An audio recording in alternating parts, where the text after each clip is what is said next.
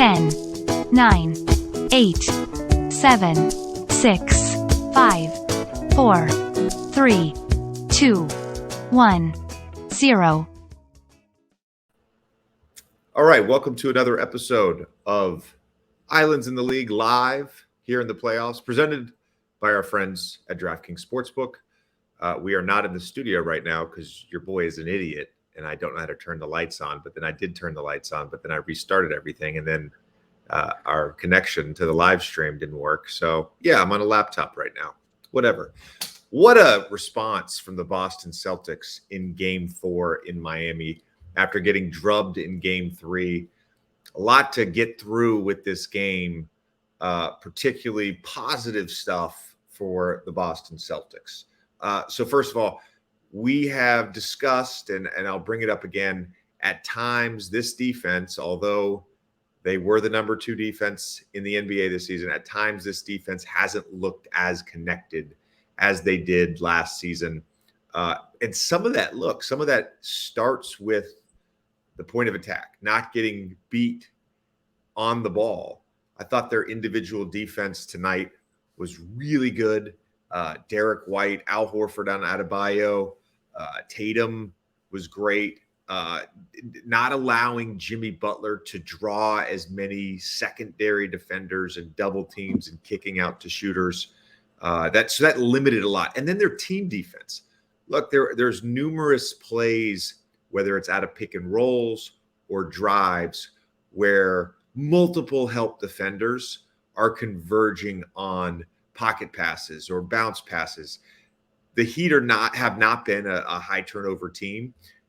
So many of their turnovers tonight led to transition opportunities. I thought it was actually a big opportunity for Jaylen Brown to kind of get himself going. He still didn't shoot the ball well tonight, but those transition opportunities for him allowed him to get out, make plays at the rim, get fouled, get him going, even when he's having an off shooting night.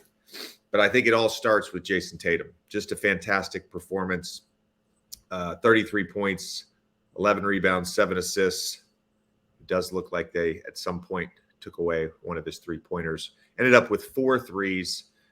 There's a moment, right, in this game because, the Celtics got down early. They made a run. Heat responded. Heat make an early push in the third. Celtics respond with a 16-0 run. And then down 9 to start the fourth, the Heat go zone. They don't score for the first 3 minutes, call timeout, put Tatum back in, finally get the ball to the middle of the zone. Tatum hits a jumper. And from that point on, it was all Boston. Tatum just took over in that fourth quarter. Coming into this game, had not scored a field goal in this series in the fourth quarter.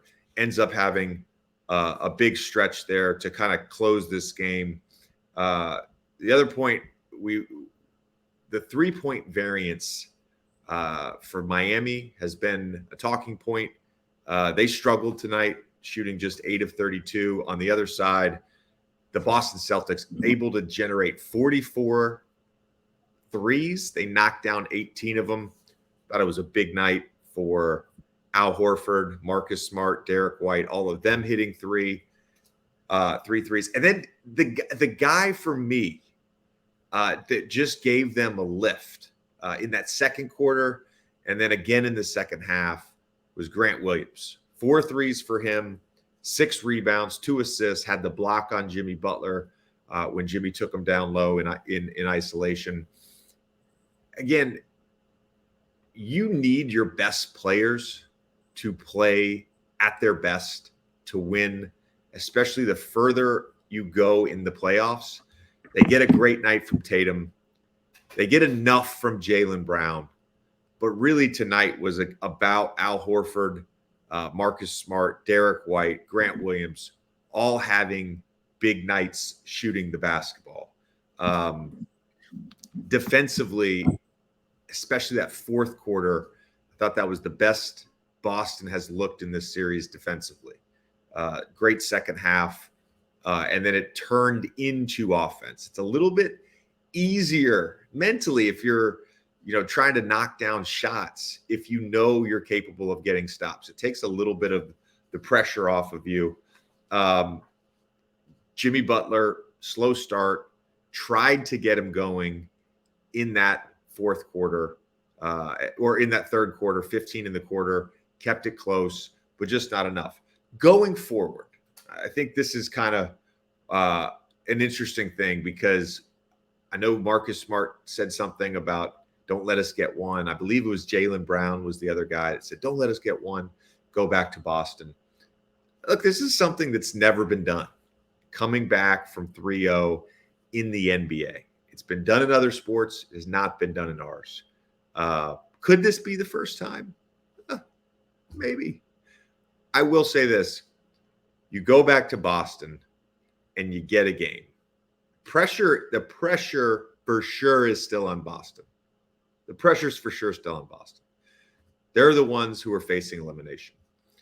You go back to Boston, you get a game. Then all of a sudden you go back to Miami. Now there's still pressure on Boston for sure because you're facing elimination.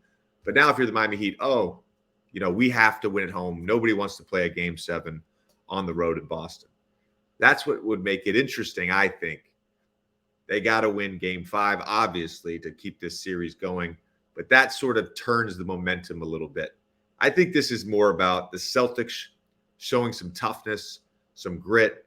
I talk all the time about not letting go of the rope, which we see a number of teams do. I don't think the Lakers did that last night when I got on here with on YouTube Live.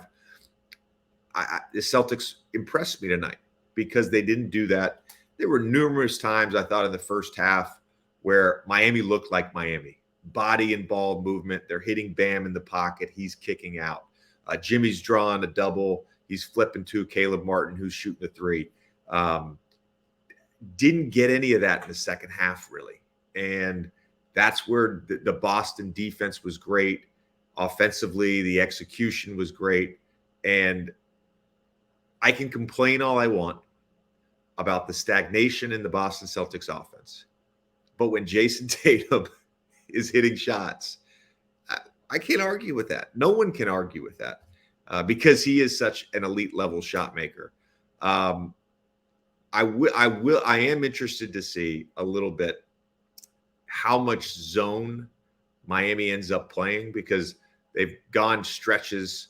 I can't remember which game it was, but I know one of the games they played zone in the second quarter, zone in the fourth quarter, man in the first, man in the third. How much in game 5 are they going to mix in that zone? Because they did have some success there to start that fourth quarter.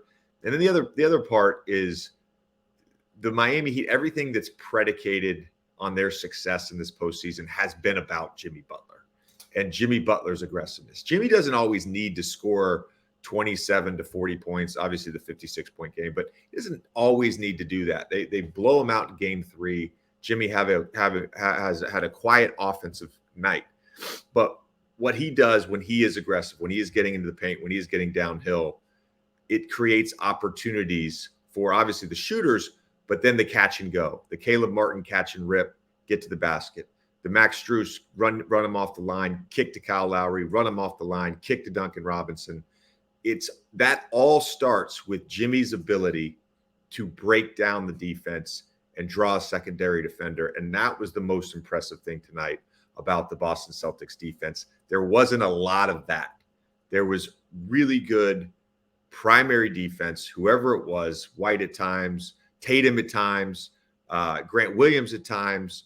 And that's ultimately why I think the Miami Heat struggled a bit. And then, of course, the turnovers, as we discussed. Lots to look forward to. We'll be dissecting more of this game later this week as I get a chance to rewatch it. But we'll be excited about Game 5. As always, thanks for tuning in. Sorry about the technical difficulties. This has been Islands in the League Live, presented by DraftKings Sportsbook. Peace.